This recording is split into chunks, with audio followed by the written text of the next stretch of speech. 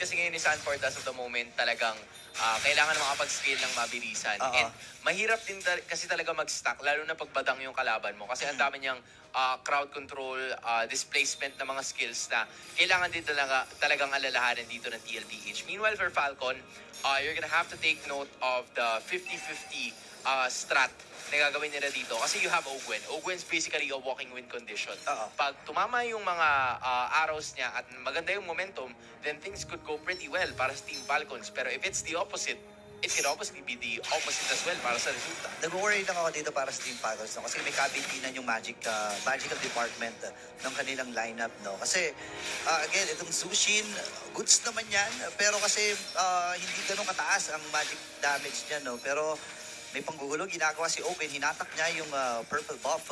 Pero sa may bandang itaas, nagtatago si Kyle Easy, plano niya atang patayin itong si Oheba dun sa ayan na nga, sinasabi ko na nga ba, first blood ay nakuha na nga kaagad. At si Carlito ay na-secure din yung unang pag-own ng laban. Sabi si Kyle Easy ang magiging target nila.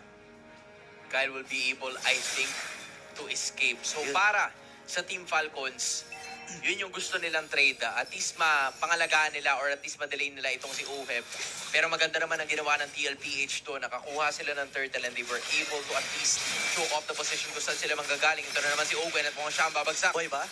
Ay naku, hindi yata. Ay naku! Ah! Nabit-bit pa nga Wow! yung Oyabak.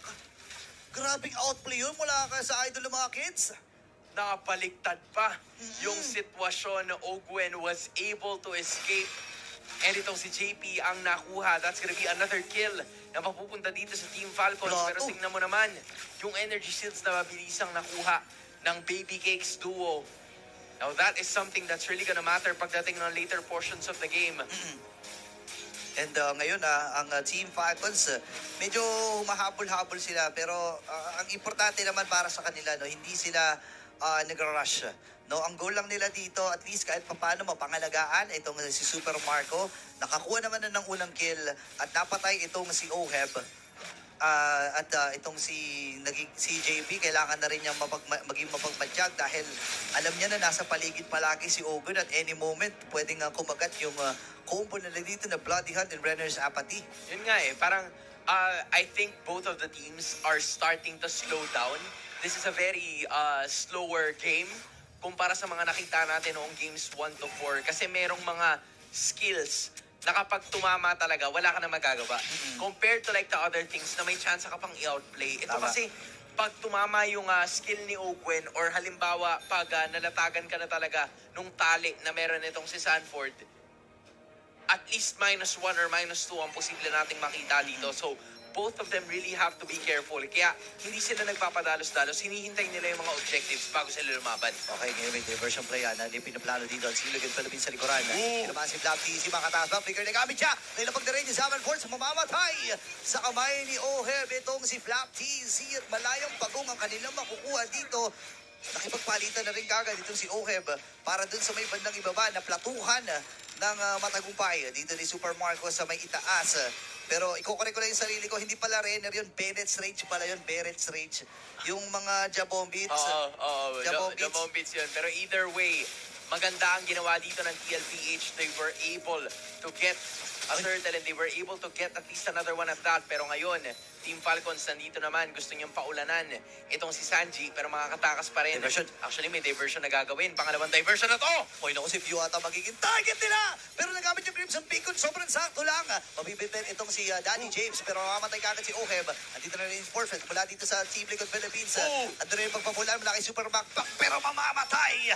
Itong si Kyle TZ at literal na nabakbaka. Kaya lang nakakuha din ang kill si Super Macback. Andito na naman yung dispersion rotation. Habang display patay mo na nakakuha na kill si Carlito, the great bibit-bitin si Pew. Wala siya atang Crimson Beacon dito. Ay, ngayon naka-flicker at napagamit at na-force ito.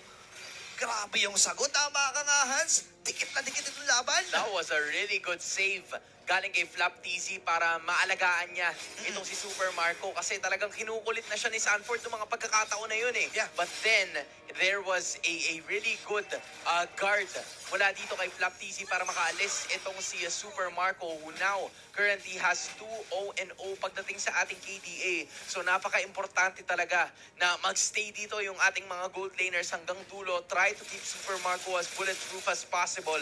And same could be said para kay Stokwa. Pero ngayon, meron ng dalawang bits itong si Uheb. At parang siya yung mas kailangan mag-alaga dito sa kanyang sarili. Oo nga eh. Kasi again, nakita natin dalawang beses na rin doon na ilalapag yung ultimate ni Oheb na nakaharap doon sa mga kalaban. Nakaharap dito sa Team Falcons. And ngayon ay ikatlong pagong. Ikalawa ba ito? Ikatlo? I think ikatlo na. Ikatlong pagong ng laban ay hawakan na ng Team Liquid. Bibibin si Danny JP. Nagamit naman yung Revitalize. At yung Meren's Rage at nakagat na rin. Open. Nakubuhay pa rin si Danny JP. At ito na yung pagbawi ng Team Liquid Philippines. Nagamit na rin yung Zaman Force. I mean, yung ultimate, yung Shadow Kill Radar. At naubos ata yung tatlo. Super Bangbang na yung magsabayan na. Uy. Aabuti pa siya dito mula kay Sanji. Pero hindi na siya go-go. Basag yung Torre sa gitna. At napakaganda ng pagbawi dito ng TL kasi tatlong nakuha nila habang dalawa naman para sa kanilang kupunan. 2 for 3 trade ang nakuha dito ng Team Liquid Philippines. Bagsak ang tatlo mula sa Falcons at nakapag-push pa sila ng Torre sa gitna. So kahit nasabihin natin na medyo matagal yung naging skirmish na yun at walang nakakuha ng Turtle, it was still a major objective that was necessary para sa TLPH na mas makuha nila yung access doon sa purple and orange objectives. Hindi lang yun, nakabasag pa sila ng Torre sa may bandang itaas. So this is really gonna be helpful for the cavalry. The Falcons need to do something about this. Pero ano ang kanilang magagawa na nagmintis yung Iron Hook na nanggaling dito kay Ogwen pero halos marami nang sa kanila ang nandito sa may Turtle Pit. Okay, no, naka-abante at nakadepensa na dito ang Team Falcons diversion mula dito kay Sanji. At naku po! Binigyan kagad si Flapty si makaka-dash out at nakumita rin yung kanyang flicker habang si Few pina-flashlightan lang niya yung mga miyembro dito ng Team Liquid. Wala na pala yung first layer ng mga turrets dito ng Team Conceal. Falcons. Pero may conceal na gagawin na dito. Oy! Panihat! Sa may bitaw ng Barrett's Range. Few na ako ng kill. Shadow kill na pagsaluhan ng dalawang members mula dito sa Oh, Team wow! Falcons PH. At nakatatlo na kaagad ang kanilang kupunan. Diretso na sa pagong. At ang Team Liquid ay kailangan na rin umatras.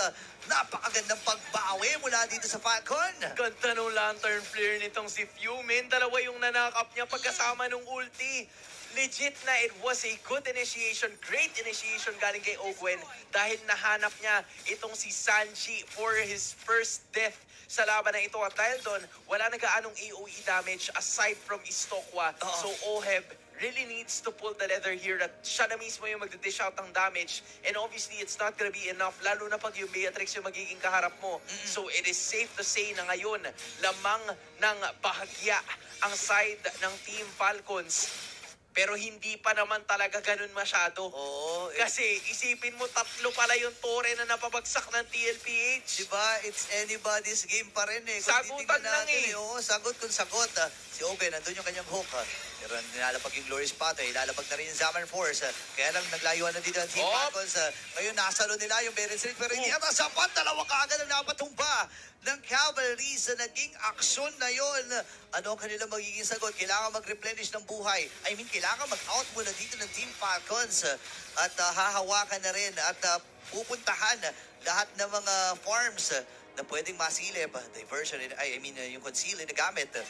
And malaya na nila mababasag yung Torres sa gitna. With that, may sagot na naman ang TLPH. Punta sila sa baba using Sanji's diversion. And 9-9 ang ating score. 1-4.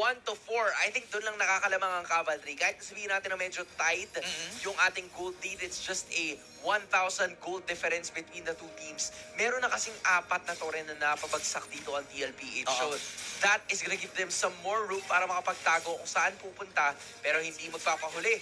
Ang Team Falcons, papasag din sila na kanilang sarili. Yung medyo malapit dito sa Lord Pit so they can be ready for the major objective. Oo nga eh. Tapos gitna pa yung nabasag, no? And alam naman natin kung gaano ka-importante yung Torre sa gitna. It opens up yung mga farms dito ng kanilang jungler, and especially yung purple and orange na sobrang importante talaga para dito kay Kyle. Ngayon naman, Lord ay available na at pinipilit lang mag-flow ng Falcons kahit papaano ng wave. No, they actually did a pretty good job kasi nakuha nila yung dalawa sa taas. Oo nga eh. So with that being said, almost tied up na naman tayo pagdating sa ating gold lead. Kasi, alas 32-33, it's just less than 1,000 separating these two teams. That's how close it has been. Very careful, calculated ang ginagawa ng parehas na teams, although TLPH is already here. Paano sila makakahanap ng tempo? Fake lang ata yung diversion na yun. Ito, tumama yung stun. Mula dito kay Daddy JB, pero si Cartezy kinuha na ng mabilisan yung Lord. Atras ang magiging call. Bibit-bitin din si Daddy JB. Magiging sacrificial lang ba? Hindi. Pero ito yung flicker and hook. Kasabay ng balihan. Pero nabitawan na rin kagad yung Winter Crown. Ngayon naman yung mabawi na. Simple good Philippines.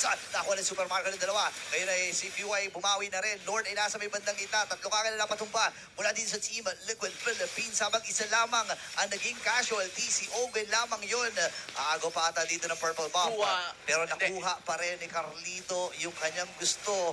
Pero gusto rin ng Falcons na samantalayin yung pagkakataon kaya nabasag na rin yung gitna. What a take coming in from Team Falcons. Ogwen not giving up on the play na nakita natin kanina. Flicker, iron hook, tapos nag-bloodyhan siya. Talagang nawala itong si Sanji. Yan yung medyo disadvantage pag may Louie ka sa team kasi medyo mabagal lang talaga siya maglakad. So, expected mo na talagang tuloy-tuloy ang magiging rampage dito ni Ogwen. You start to see both Kyle TZ and Super Marco at least 9K na pagdating sa kanilang gold. Doon naman sa kabila, close to 9K na rin itong si Oheb. And Carl TZ is at 9.4. So, dikit pa rin talaga. Hindi ko masabi kung ano ang posible mangyari dito sa laban na to. 12 minutes and 55 seconds in. Ibang klase ang pinapakita ng dalawang teams na ito. Gusto ko lang i-highlight tayo. Naging item choice dito ni Ogwen. First item, Winter Crown. Tapos sinundan ng fleeting time. So ang goal lang niya talaga dito, bitawan yung hook, bitawan yung bloody hunt, and the rest na damage ay magagaling na kagad doon kay Super Marco, kay Pew, and even kay Kyle TZ.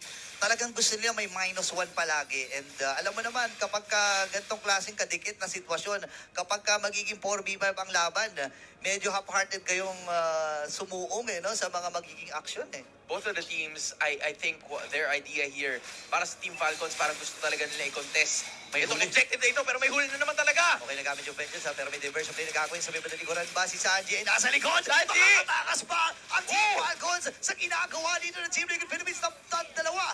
Ang mapapatumba 2v2. magiging 3. 3v3 ang naging patayan doon. Nakapitas pa nga ng isa si Oh my Kyle. Ito na nga ata ang katapusan. Mag-isa na lang si Sanji para dumipensa. Meron pa naman Torres sa may bandang gitna. Pero ang tanong, kakayanin pa ni Sanji na ngayon ay flicker na commit na nga rin. And wipe out para sa Team Falcons. Mabibili na nata sila ng mga minions dito. Nagamit yung shadow kill. Pero ito na ang katapusan. 3 seconds pa para kay Daddy JP. At magiging matagumpay nga ata ang reverse sweep